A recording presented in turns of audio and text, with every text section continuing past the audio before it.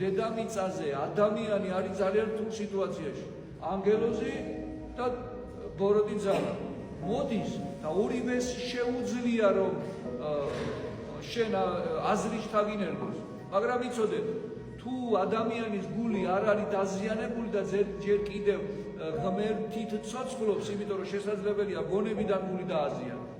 თუ ბოროტს უძლებ პულს პირველ რიგში იცოდეთ, გონებაში რაც მოგდით ძალიან ხილად იყავით. კარგად განიხილეთ ეს საკითხი. შესაძლებელია უფრო ხშირად 90% ჩვენი არ არის, ის არის ბოროტის დააზრება. გამკითხვა იქნება და მიხვდებით რა რათვისებები არის. აი თუ შენ ამას ვერ ამოიცნობ რომ ბოროტისგანა და გულში ჩაუშვებ და სურვილად გადააქცევ, ანუ შენ რომ ამ შურიზება გინდა, რაღაცა გინდა, გამკითხვა გინდა, რაღაცა, ხო, ნებისმიერ რაღაცა ცოდვის სურვილი გაგიჩნდება და შემდეგ ადგები ამას და საქმე, ანუ ჯერ თავისუფალინება დაეთანხმება.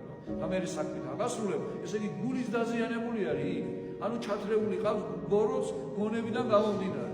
ამიტომ ხანდახან გულსაც ვერ ვენდობით, მაგრამ თუ დავიწყებთ მუშაობას ჩვენ და გონებას შევაკავებთ, ანუ გონებაში შევაკავებთ ბოროტის აზრებს და გულამდე, ანუ სურვილამდე არ ჩაუშვებთ, ხო?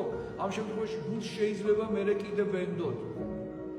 და ანუ იმიტომ რომ გულში მოდის ღმერთი, წმინდა გულში მოდის, თუ ბოროტი აქედან დაგიზიანებს გულს, მაშინ ღმერთი იქ ვერ მოვა, იმიტომ რომ ის ბოროტია, მისი სახლად თვლისო, აი ესე არის ნათქვამი რომ ბოროტიო ადამიანსო თავის სახლად თვლისო, იმიტომ რომ მას სახლი არაა, ის დადრწის დედამიწაზე და ერთადერთი სახლი არის რომ ადამიანში შევიდეს, თუ ადამიანი დაეთანხმება.